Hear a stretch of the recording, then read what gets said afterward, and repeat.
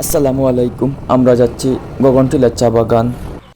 বাংলাদেশের সিলেট বিভাগের মৌলভীবাজার জেলার কুলাউড়া উপজেলায় অবস্থিত একটি চা বাগান।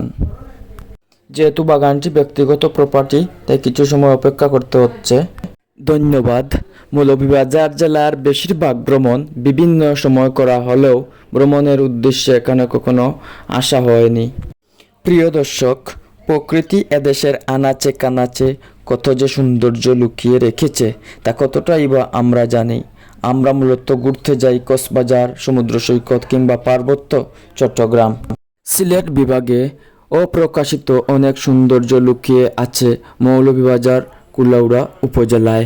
মৌলভীবাজার জেলার বেশিরভাগ ভ্রমণ বিভিন্ন সময় করা হলেও ভ্রমণের উদ্দেশ্যে যায়নি কখনো।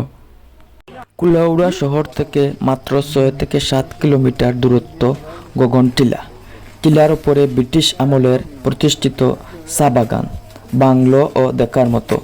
তাছাড়া সারি সারি নানা প্রজাতির ফুলের গাছ, বন্য পাখির কিচিরমিচির শব্দ, ছায়াঘেরা শান্ত নিরিবিলি পরিবেশ এবং পার্শ্ববর্তী দেশ ভারতের উঁচু নিচু পাহাড় দেখার সুযোগ।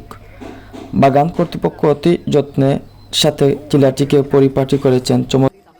চমৎকার রাস্তা বেয়ে উপরে গিয়ে চারপাশের দৃশ্য দেখে যে কেউ অভিভূত না হয়ে পারবে না। গগনটিলার ওপরে রয়েছে চা বাগানের মালিক বাংলো।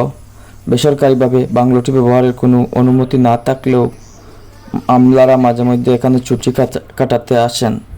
তবে সাধারণ পর্যটকরা বাগান ম্যানেজারের অনুমতিক্রমে টিলার সৌন্দর্য উপভোগ করতে পারবেন। সো গাইস, এই বাগানটি হচ্ছে কুলাউড়া উপজেলার গাজীপুর চা বাগান নামে পরিচিত। আসলে আমার কাছে গগনটিলা আসাটা সার্থক হয়েছে। তো ইনশাল্লাহ দোয়া করবেন আল্লাহর প্রদত্ত সৃষ্টি যেন ঘুরে ঘুরে দেখতে পারি।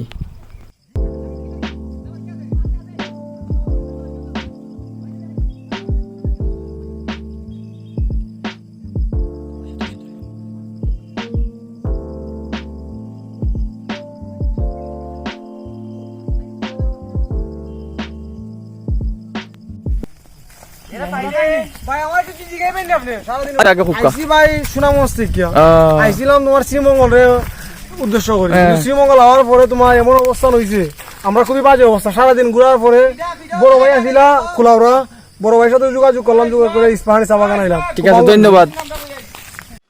আমরা আছি মহাসমুদ্রের মাঝে আছি, তবে এটা বাস্তব সমুদ্র না, এটা হইল গিয়া এটাই নোরা লাগানে, এটা হইল গিয়া সবুজের সমুদ্র। মানে আমরা চা বাগানের মাঝে আছি। তো এটা মৌলভীবাজারের একটা চা বাগান। আপনারা কমেন্টও জানাইবা মৌলভীবাজার জেলার ভিতরে কতটা চা বাগান আছে, আর মৌলভীবাজারও বারা যারা আপনারা জানাইবা সারা বাংলাদেশে কতটা চা বাগান আছে। 10 কিলোমিটারের ভিতরে আছি আর কি আমরা।